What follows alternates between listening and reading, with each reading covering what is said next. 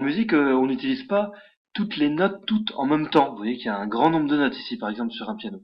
On utilise seulement certaines notes qui sonnent bien ensemble. C'est une particularité de la musique. Ces notes-là, qui sonnent bien ensemble, on appelle ça des gammes. Et des gammes, il y en a deux particulièrement qui existent. Deux gammes.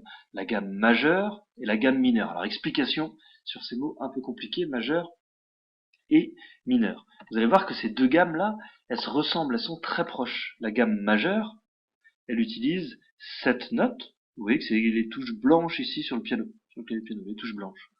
Et la gamme mineure, elle utilise 7 notes aussi, mais vous voyez qu'il y en a deux qui changent. La troisième, et puis la sixième. Et ces deux notes-là, elles vont faire deux petites différences comme ça dans une gamme. Ça va faire que le morceau il va sonner très différemment.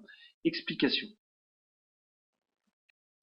Voilà un morceau joué en majeur. Désolé, le son va pas être de grande qualité parce qu'il sort de l'ordinateur. Le morceau en majeur.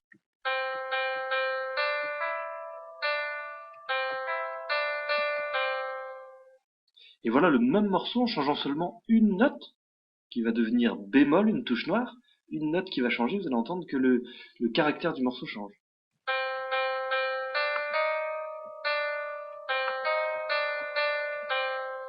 En majeur, je le refais.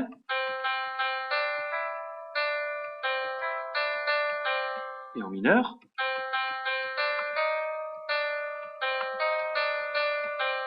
Alors vous avez peut-être remarqué que en changeant seulement une note ou deux dans une gamme de notes, le caractère du morceau change.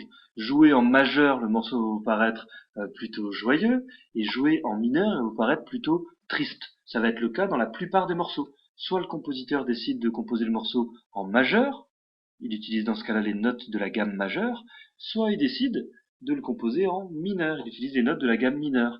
Et on peut s'amuser à faire ce que je viens de faire, c'est-à-dire passer de l'un à l'autre. Prendre un morceau majeur, le jouer en mineur, et le contraire. Il y a deux choses qui peuvent être majeures ou mineures. D'abord, une mélodie. C'est ce que je viens de vous faire. Je viens de vous jouer une petite mélodie, frère Jacques, en majeur et en mineur. Mais il y a aussi une deuxième chose qui peut être majeure ou mineure, c'est un accord, c'est-à-dire plusieurs notes en même temps. Je vous montre. Ici maintenant, je vais jouer, au lieu de jouer des petites mélodies, je vais jouer un accord, c'est-à-dire plusieurs notes en même temps. Voilà un accord majeur. Il est majeur, il utilise ici seulement les touches de la gamme majeure, et voilà le même accord en mineur, j'ai une seule note à changer.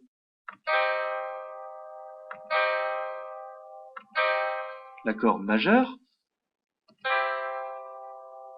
et l'accord mineur. Vous voyez qu'ils ne sonnent pas exactement pareil, le majeur va paraître peut-être vous sonnez plutôt joyeux à l'oreille et le mineur plutôt triste.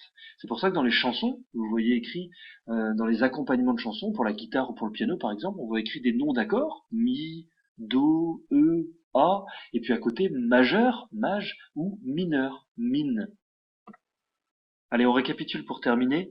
Il y a deux gammes qui existent, c'est-à-dire deux ensembles de notes qui sont très proches à une ou deux notes près, mais qui sont différentes dans le caractère qu'elles donnent au morceau.